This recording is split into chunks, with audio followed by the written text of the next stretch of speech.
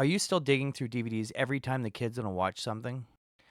I was getting tired of it, especially when I was already paying for streaming services. My SUV has the older AV inputs, so I started wondering, is there a simple way I could get a Fire Stick working on the factory screens? It turns out there is, and today I'll show you exactly what I ended up doing. Welcome back to Garage Reviews and How-Tos. Today I'm going to share with you a project that I recently completed on my 2017 Nissan Armada. Even though I'm using the Nissan Armada for example, this idea could work on a lot of older vehicles that have the factory AV or RCA inputs. As always, this isn't a how-to from an expert, it's simply what worked for me. But DVDs aren't exactly how most of us watch movies anymore. My kids would rather watch YouTube or Disney Plus, and I didn't want to keep carrying around DVDs or buying DVDs from the store. I already had a Fire Stick sitting at home, so I started looking into whether I could make it work. This project actually ended up being pretty simple. All you need is a Fire Stick, an HDMI to AV converter, USB power, and you can use a USB power block into your 12-volt plug or into your 110 volt if your vehicle has that.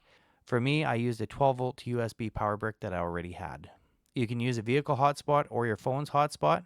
I'll put links to everything I used in the description below. So to make this easy, I did a lot of the steps inside. So first, I connect the Fire Stick to the converter. Then I connect the power to the Fire Stick and the power to the converter. Next, I take this out to the vehicle and I plug both of those USB into the power brick. Next, plug your AV cables into your vehicle. And lastly, fire it up and test and make sure everything works. So how does it work? As you can see, I'm on YouTube and it works just like at home or on your regular Fire Stick.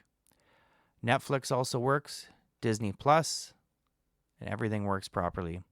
What I like about this is it connects flawlessly to your vehicle's audio system.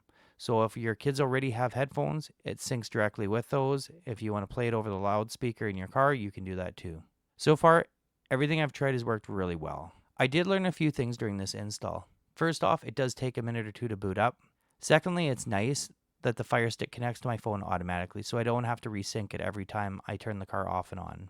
Thirdly, the picture quality isn't as good as high def, but for the car, it's perfectly fine, and the kids didn't complain. And lastly, cable management takes longer than the actual install itself, trying to make it all clean. This really isn't just for a Nissan Armada. If your vehicle has factory RCA or AV inputs, the same idea may work here too. I've seen similar setups in SUVs, minivans, RVs, and even boats. If you're still using DVDs because your vehicle doesn't have HDMI, hopefully this gives you another option to look into. I'm really happy how this turned out, and it made our fishing trip last week really enjoyable.